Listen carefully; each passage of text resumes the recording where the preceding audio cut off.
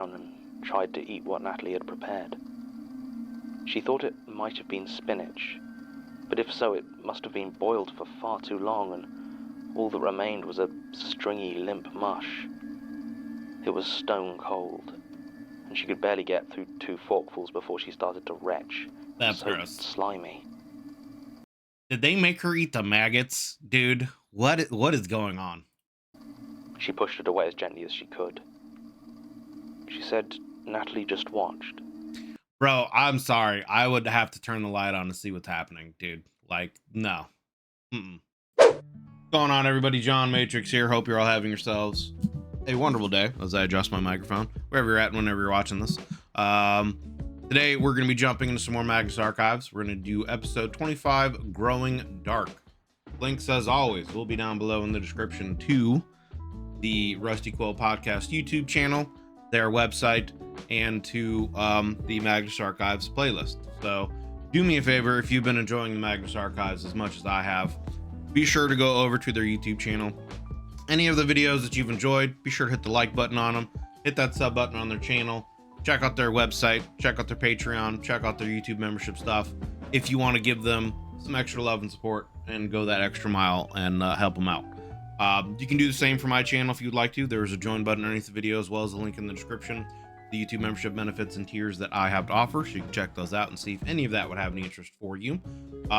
We also have playlists for reactions to other universes that I've done, the SCP Foundation, Backrooms, Greylock, Warhammer 40k, stuff like that. So if any of that would have any interest for you, if you want to check those out, like I said, there's playlists for those here on the channel. Regardless, thank you guys very much for taking the time out of your busy day and schedule. Come in and hang out and check out the video. I greatly appreciate it.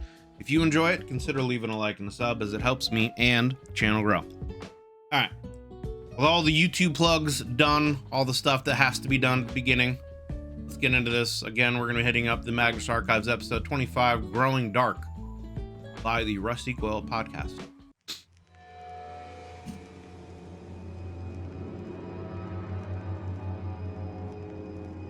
The double excited.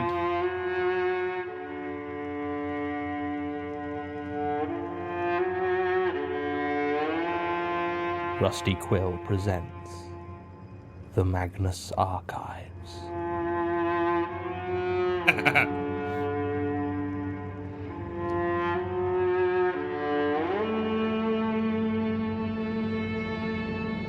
Episode 25, Growing Dark. Growing Dark.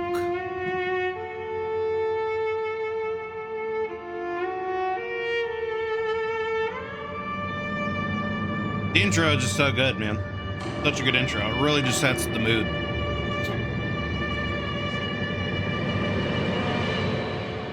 Whoever did the intro music needs a raise. Yes, hello darkness, my old friend. Statement of Mark Bilham regarding events culminating Mark in his visit Bilham. to Hither Green Chapel. Hither Green. Original statement given April 19th, 2015. Oh, Audio more recording recent by one, huh? Jonathan 2015. Sims, head archivist of the Magnus Institute. I don't think we've had many statements.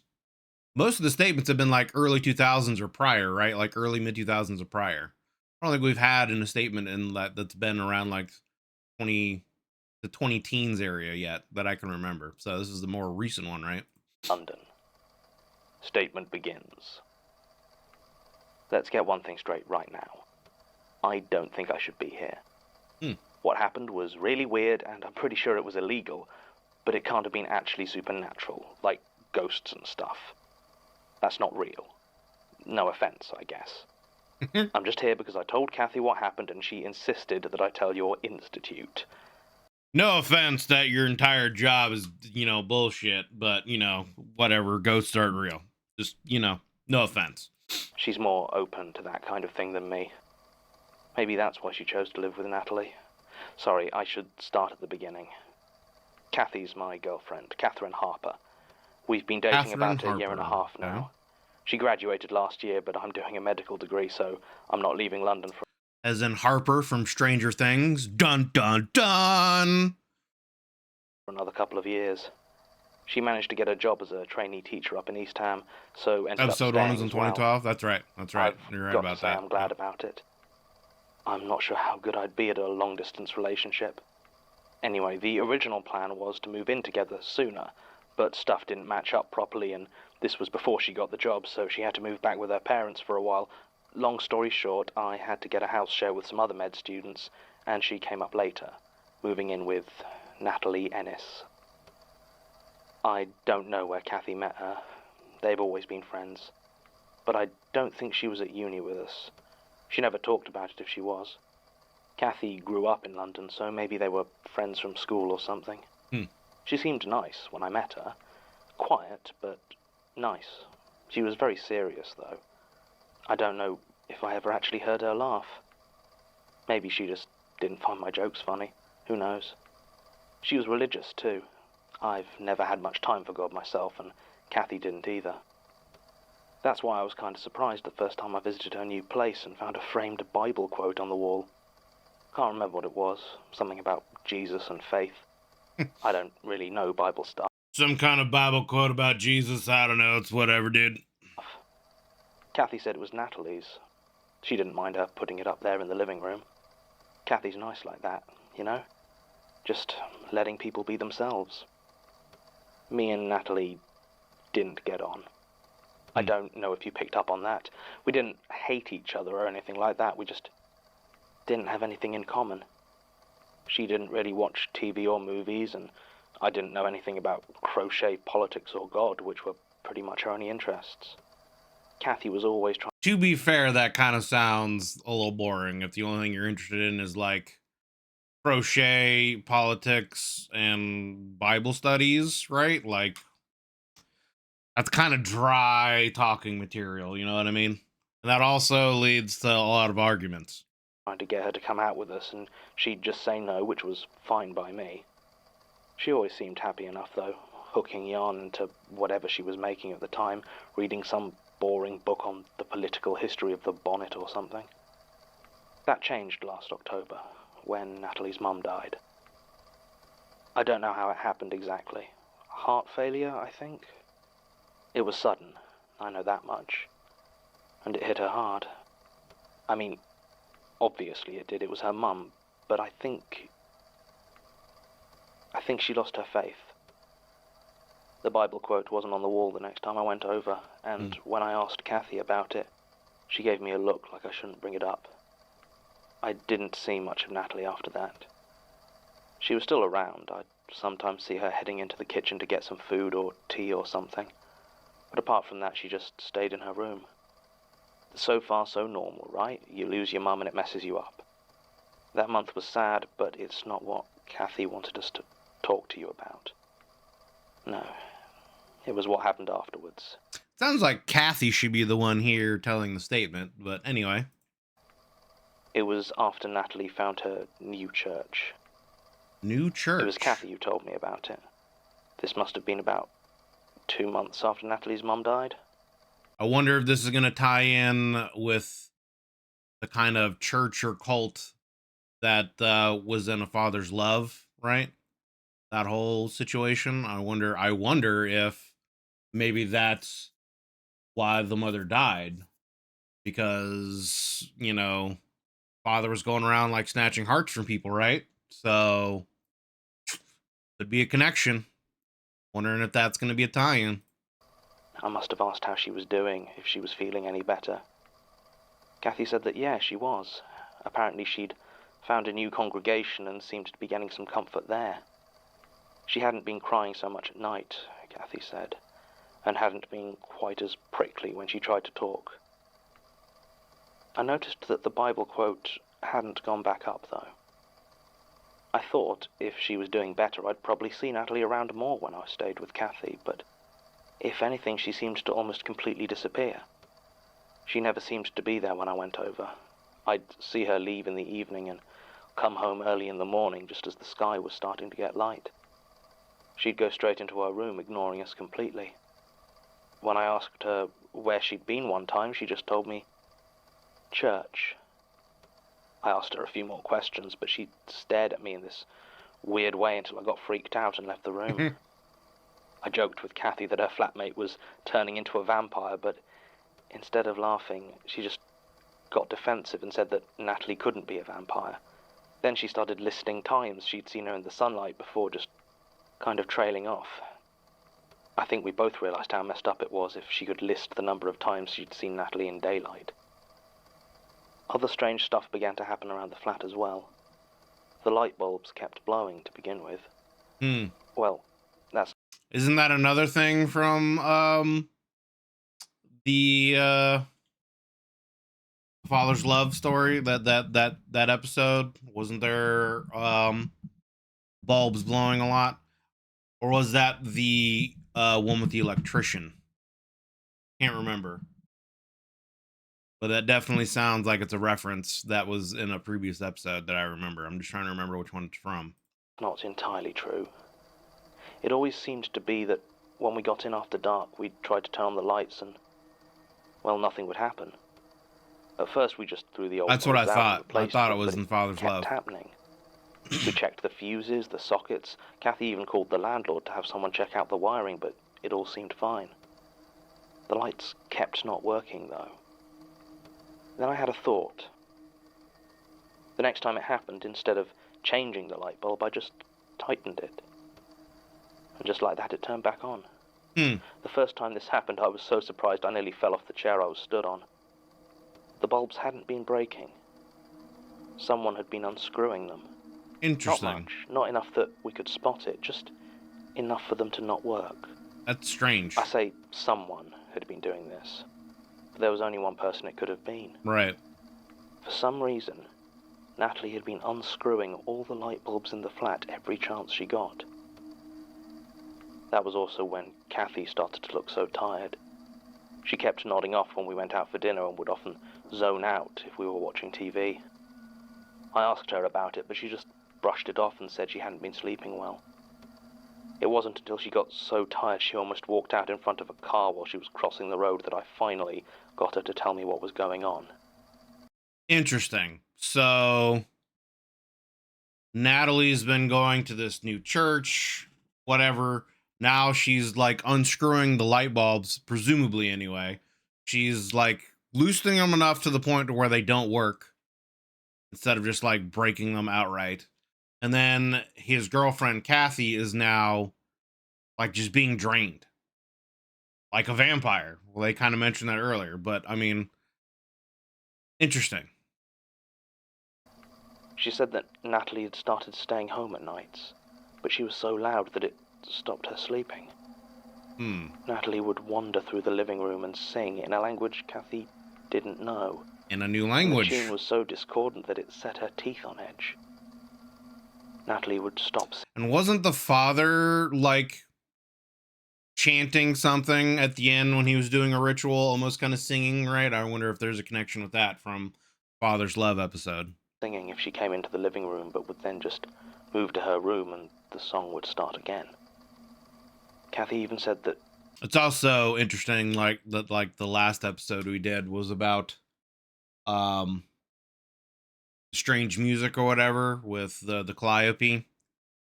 So I wonder if there's some kind of connection with that as well. When Natalie did leave, always at night, there would still be the sound of movement from her room.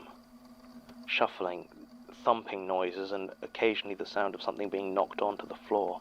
Wait, hold on. I'm gonna rewind this. Did he just say even when Natalie's gone, you'd still hear movement in her room? Like what? Singing if she came into the living room, but would then just move to her room and the song would start again. Kathy even said that when Natalie did leave, always at night, there would still be the sound of movement from her room. Shuffling, thumping noises, and occasionally the sound of something being knocked onto the floor. And you don't find that weird? Wouldn't you want to go in and investigate, right? Like, she's not home, you know she's not home. Everyone who's living there is accounted for, but you're hearing noises of movement from the room. I would want to know what's going on in there, brother. Did someone break in? Did she get a pet, right? Did she pick up Major Tom or whatever? You know, the cat from the other episode, right? Like, what's happening? She'd come close to opening the door so often, but could never bring herself to do so. It seemed to be louder when she was trying to sleep. And once she thought it had moved into the living room. but she didn't go out to check. So no, Kathy wasn't getting much sleep. She started staying over with me a lot, as she said she just couldn't handle living alone with Natalie. One night, she arrived at my house almost in tears. I took her up to my room and sat her on the bed. She stared at me for a few seconds, and I was about to ask what was wrong when she started to speak. She said that Natalie had tried to convert her. She had come to Kathy's room earlier that night, knocked on the door, very polite. She'd seemed cheerier than she had since her mum's death, and asked if Kathy wanted to have some dinner and talk. Now, obviously Kathy had wanted to discuss moving out for months, but she'd never been in a fit state, so she jumped at the chance. The dining room was dark. Natalie must have unscrewed the light bulb again, because the switch did nothing. Thin slivers of moonlight coming through the curtains gave just enough light to see the table, and two bowls at either end. Natalie sat at one end and waved for Kathy to sit at the other. I'm sorry, but that's weird. That's just weird, right? Like, sitting in the dark with just moonlight while you're trying to eat, you can't even really see what's happening. That's just not right, in my opinion. Kathy had wanted to run, but didn't know quite how to smart. do so. She said one leg after the other. Rude. So she sat down and tried to eat what Natalie had prepared. She thought it might have been... I feel like it's like the spoiled meat from the Meat Man episode, right? Or something like that. I feel like that's what's about to happen. ...and tried to eat what Natalie had prepared. She thought it might have been spinach, but if so, it must have been boiled for far too long, and all that remained was a stringy, limp mush. It was stone cold, and she could barely get through 2 forkfuls before she started to retch. That's so gross. Slimy. Did they make her eat the maggots? Dude, what is going on? She pushed it away as gently as she could. She said Natalie just watched. Bro, I'm sorry. I would have to turn the light on to see what's happening, dude. Like, no. Not even glancing at her own bowl. Finally, Kathy managed to get the nerve to speak and told her she wanted to move out. There was silence for a long second. Then Natalie had said she did as well. I'll admit I sighed with relief when Kathy said that, but she shook her head and continued. Natalie had begun to speak, longer and in more detail than she had for a long time. She said that she needed to move out, that she had a new home to be going to, a new family. She said that they were all going, that 300 years was a long time to wait, but she was lucky to have found it so close to the end. She said that it wasn't long until they were collected by Mr. Pitch. Mr. She said Pitch. that Kathy could come too if she liked. She could be saved. It was at this point Kathy realized Natalie was talking about her church. Yeah? She became very scared and stood up, telling Natalie thanks, but she wasn't really one for Christian worship. Very interesting. Something about every 300 years, and she found them so close to the end, and that Mr. Pitch could save them. Something along those lines. Huh. And Natalie laughed at this. Laughed long and hard, never breaking eye contact. She had Dark said, Souls NPC? No, but you're a natural for them. You're worshipping as we speak. It was at that point Kathy ran. Yeah. And came over to my house. Natalie hadn't tried to stop her. At this point, I was angry as all hell. If Natalie wanted to join some weird cult, and by that point we were both sure that's what it was, then that was her business. But she was scaring Kathy. There was no way I was going to let that stand. I told her that I was going over to her flat, was going to have it out with Natalie. I don't know what I was going to do. I mean, I wasn't going to hit her or anything. I just needed to make it clear that you couldn't just screw with people's lives like this. Kathy told me not to go, but she wasn't in any fit state to stop me. I got in the car and started to drive. It was an overcast night. As Without always. the moon, the streets were dark. The lamps on the road seemed dull, and even my headlights didn't reach as far as I thought they should. Getting some vibes from that Alone episode, right? With the fog. It wasn't far to the small house. I didn't expect any lights to be on, but the silent darkness of the place still sent a shiver down my spine. I had a key to the door and let myself in. I'd taken a torch from my car, and sure enough, the lights weren't turning on. The hallway was silent, but my nerves were on edge, and I started to look through each room in turn. Nothing. There was no sign of Natalie at all. I stood there, in front of her room. It just had a normal wooden fire door, but my hand still hesitated as I reached to open it. I knew it was empty. By now I was sure she wasn't home. Still, I was starting to feel that fear that Kathy had described, and I saw that my hand was shaking. I tried to ignore it, grit my teeth, and I opened the door. The room inside was empty, as I had thought. But it wasn't just that Natalie was out. It was completely bare. No furniture, no possessions, nothing. The carpet had been torn up, leaving the bare floorboards exposed, and the wallpaper had been stripped from the wall. All of it. Interesting. So, I mean, she said she was moving out, and her possessions are already gone, but it's even to the point where, like, the carpet's been ripped up, and the wallpaper's been, like, so it's like literally you're seeing the floorboards and, you know, the bare walls. I wonder if there's going to be any kind of, like, writing in the house from that one previous episode that we'd listened to. I can't remember. I think it said, like, no. What was it? Mentis? I don't think so, right? I think that was something else. I think that was from the Desecrated Host stuff. That series. I'm trying to think. There was an episode where maybe it was from that one. I don't remember. I could be getting you confused. But anyway, I wonder if that's what's going to happen. If there's going to be like some more writing on the wall here or what. Interesting. Leaving the bare floorboards exposed, and the wallpaper had been stripped from the wall. All of it had been stuffed and nailed up against the room's only window, leaving it completely covered. No light from outside got through, and the torch was the only reason I could see at all. I started to look around for any clue to what Natalie had been doing or where she had been. In the corner, half slipped between the boards, I spotted a piece of paper. It was small and thick, and seemed to have something written on it.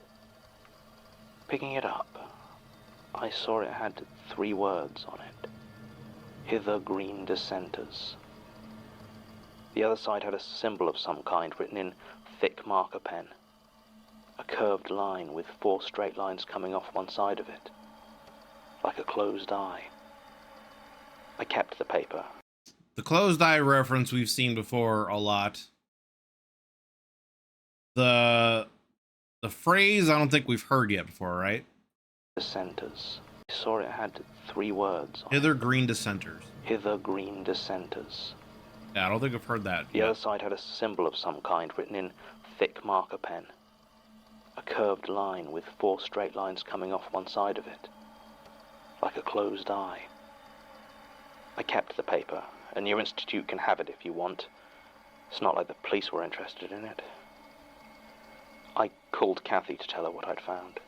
She was worried about me, but also about Natalie. Whatever this weird church was that she'd joined, I think we both reckoned it might be bad for her. Really bad. Kathy wanted to phone the police. Yeah. I told her they'd just... Yeah, she had that, but I mean, isn't that the same tattoo also on like Jared Key? Or is his eye open?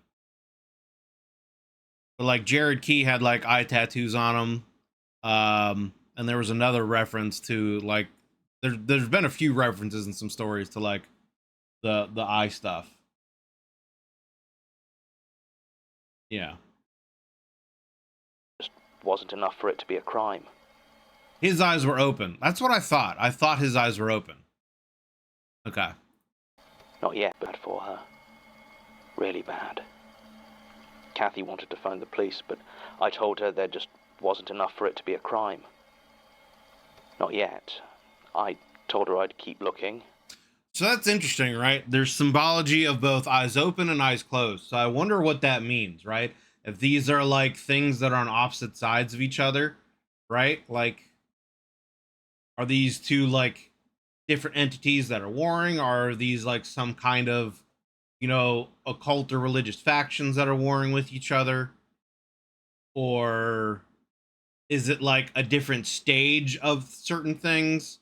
Because it almost seems like, from what we've seen of Jared Key so far, it almost seems like he's kind of a good guy in this scenario, right? It almost seems like he's almost like a cursed being. Like I said before in one of the episodes, it almost seems like he's kind of like a John Constantine-esque kind of character where he's like been cursed and he's trying to go around and prevent certain things from happening to other people, like burning one of the Leitner collection books.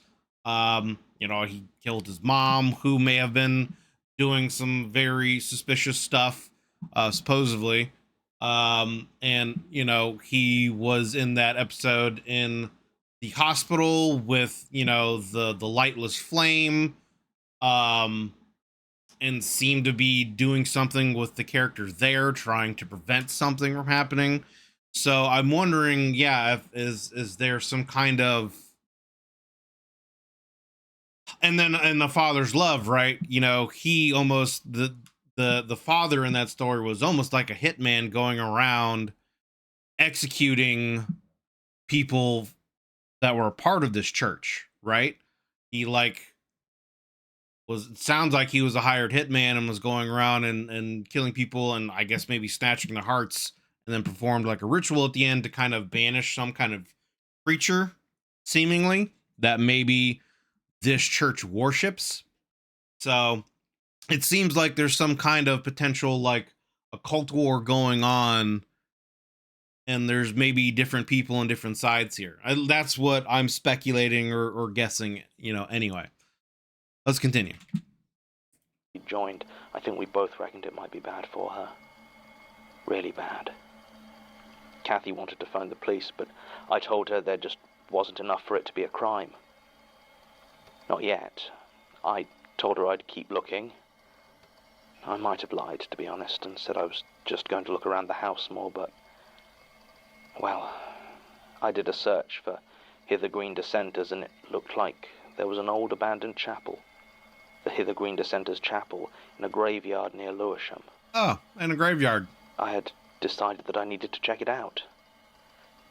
No idea what I was hoping to find. Enough to call the police in, I guess.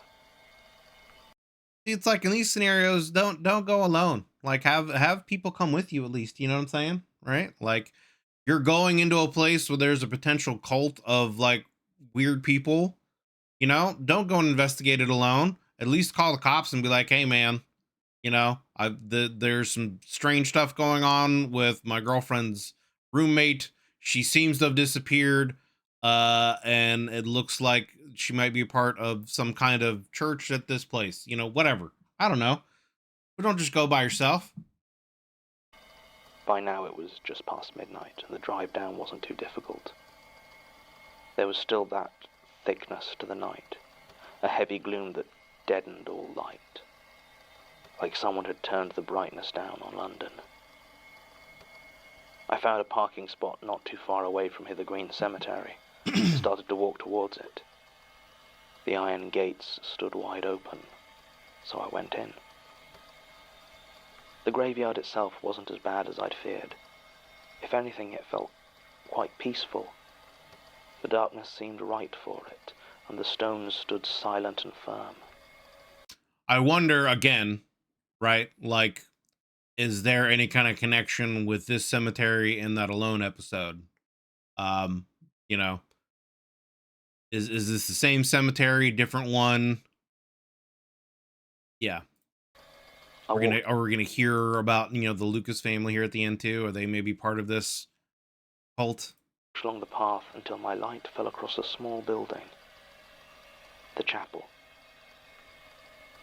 It was tiny, surrounded by temporary fencing that looked like it had been there long enough to become permanent. It had a single pointed bell tower, and the windows were covered with old boards that looked like they'd seen the worst of the rain. There was only a single entrance, a pair of double doors set at the front. To my surprise, they stood open. I called out Natalie's name, shouted, and asked if anyone was in there. But there was only silence. I shouldn't have gone in. Of course I shouldn't have gone in. I'm not that stupid. I've never been Apparently that you are. stupid. But for some reason, standing there in that dark, empty cemetery, I made the decision to look inside. It was easy to squeeze past the barriers. I still had my torch with me, but it didn't shine very far in. I entered slowly, casting my light over everything, just in case there was some hooded cultist freaks waiting to jump me. But there were only old broken pews, discarded bottles and cigarette ends, the normal detritus any abandoned building collects. I was just about to turn around and leave when my torch died. Immediately, I was plunged into complete darkness. No light was coming in through the door. I couldn't even see where the door was. Everything around me was pitch black. I tried to get the torch to turn back on, turning the bulb and hitting it in a near panic. I tried to take the batteries out and put them back in, but I couldn't see anything, and I ended up fumbling and dropping them. Of course you did. I knelt down and tried to feel where they were, but the ground felt odd. I hadn't paid much attention to it when I first came in, but the floor had been chipped, dusty, and covered with a layer of junk. But when I started to feel around for the batteries, it felt smooth and clean and very cold, like marble or something. I called out for help, but my voice just echoed in the silence. Then the singing started. It seemed like there were dozens of voices, but they didn't match together right. Some were singing really high, and others so low it made my teeth hurt.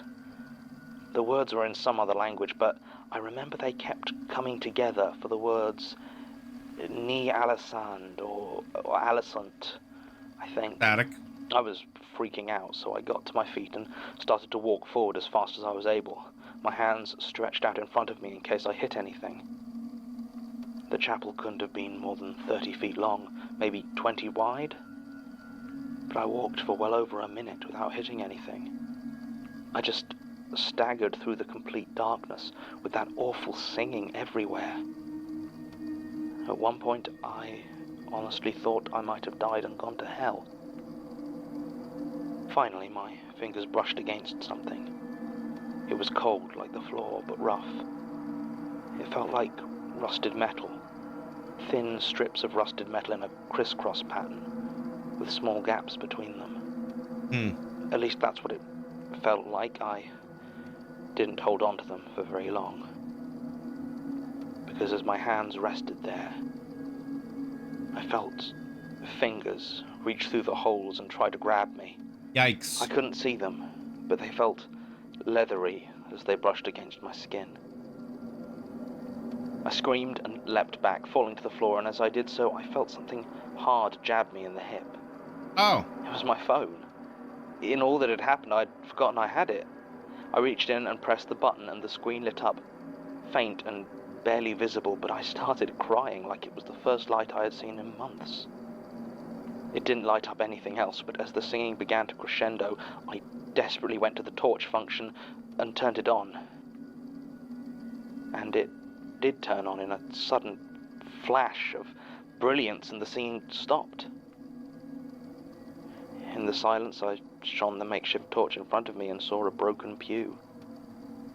The floor was once again covered in junk, and I could see the doorway behind me, leading out into the night. Interesting. I ran, calling Kathy first and then the police. They didn't find anything, of course. They gave me a telling off about trespassing and took down a missing person report about Natalie. Nothing was found, and as far as I know, she's still gone. I didn't tell Kathy exactly what happened for a few weeks, but when I finally did, she made me come here and talk to you. I think that's everything. Can I go now? Statement ends.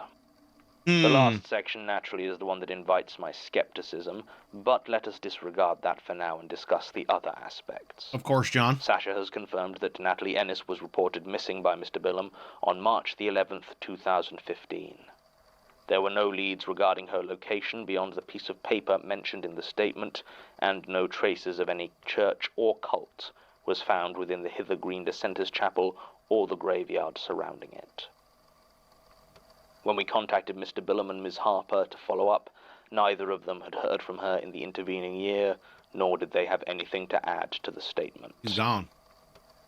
The symbol upon the piece of paper does indeed resemble a stylized closed eye. And there are enough other parallels to statement 00200312 to make me suspect, and a suspicion is all that it is at present, that the People's Church of the Divine Host may still be in existence.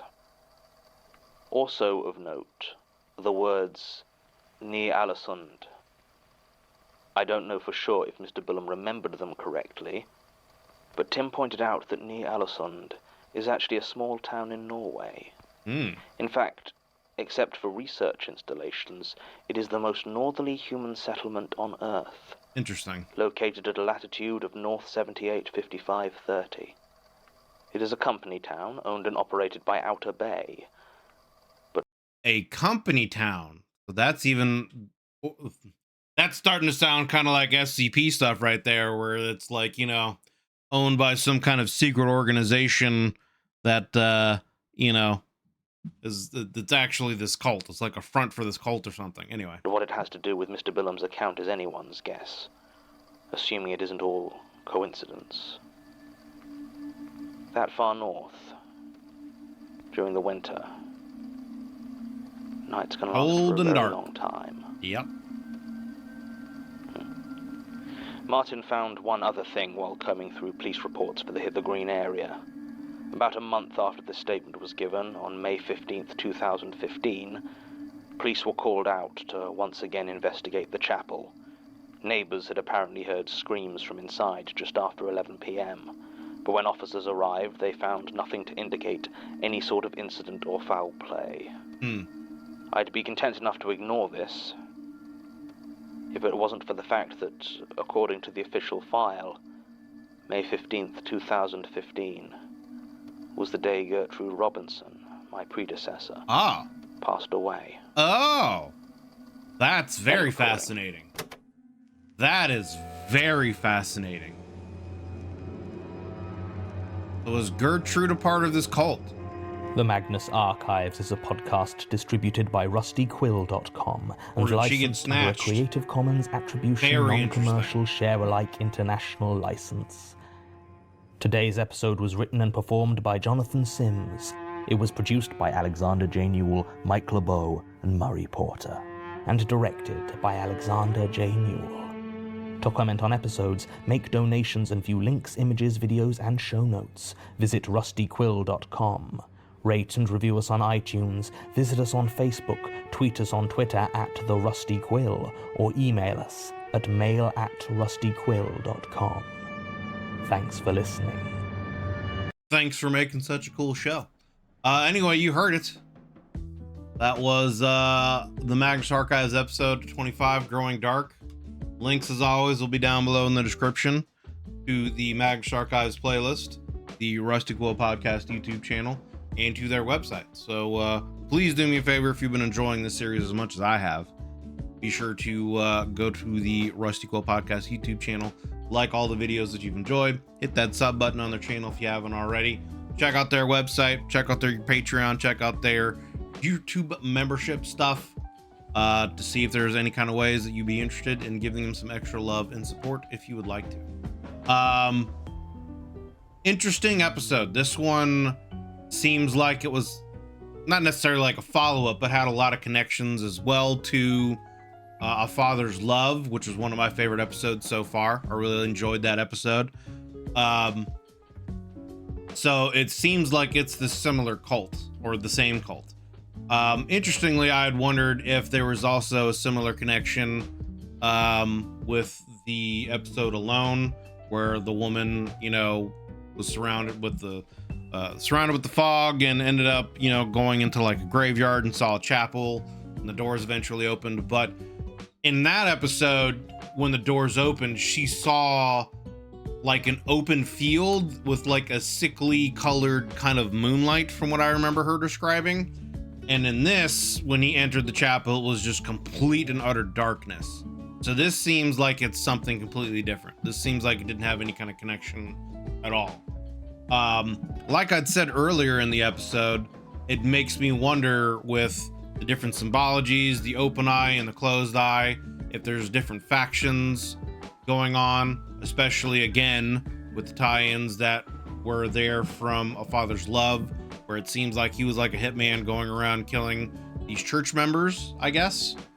And we don't know what happened to his wife, you know, the mother in that episode, who wore a pendant, and the only thing that was found left of her was her pendant sitting on the table, you know, and a door open, and she was just gone. So it seems like maybe this cult, you know, might be searching for specific people to like snatch and sacrifice or do some kind of ritual to for whatever their entity is they're worshiping.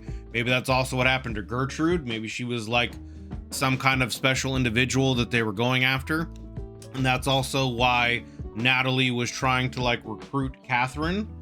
I wonder what it is that they made her eat, because that sounded absolutely disgusting, and it made me think of the maggots, right? But they weren't like squirming around and moving. It sounded like something was dead. So I wonder what they made her eat. The other interesting thing about this was, you know, I wonder what the symbology is that he felt in the darkness, the like metal strips or whatever, and then the fingers coming through. So it's like, are people imprisoned in whatever this dark chapel is, or what, right? And then like, did he get teleported, you know, through whatever supernatural means to this place in Norway that was mentioned at the end? Maybe that's, you know, the place where the cult is actually based off of. I don't know. But again, the last few episodes have been very kind of lore world building, interesting background stuff. So very interesting. And yeah, I've been sus about Gertrude for a while, for sure. It seems like there was definitely something more going on with her. You know, whether I don't know. I don't really have enough information one way or the other, but just from that one episode where the guy could see like the tendrils going to her or from her,